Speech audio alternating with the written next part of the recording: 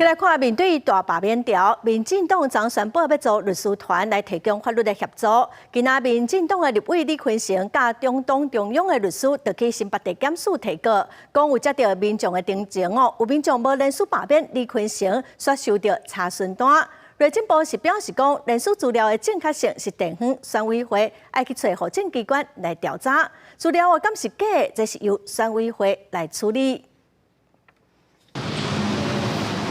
民进党立委李坤城甲律师做伙到新北地检署市零告发，起因是李坤城有互送案联署罢免，不过却接到民众定情，讲家己无参与这个联署，却收到新北市选委会查询单，疑似有伪造文书、幽灵名册的情形。曾经是这一个老的国民党的党员，不过现在已经失联了。那所以不知道说是不是因为这样的情况，所以他个人的基本的资料。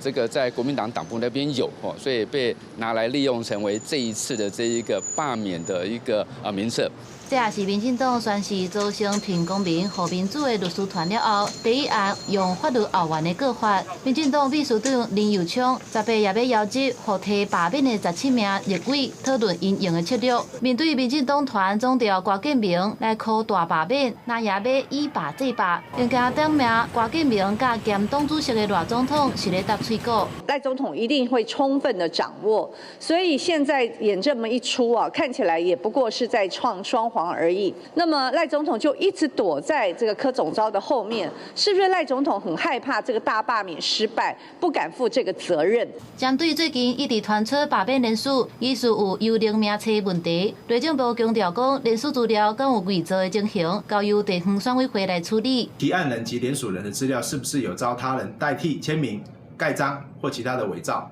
则是由主办的选举委员会的专职人员来办理。 内政部要求地方政府甲选委会一定要提醒所有的公务人员注意行政中立，卡免违法受罚。根据中选会统计，到17下晡5点收到55案的罢免案送件，其中52案是立委罢免案，1案是县市长罢免案，2案是县市议员罢免案。强调案件拢已经进入处理的程序，会依法办理。公司新闻采访报道。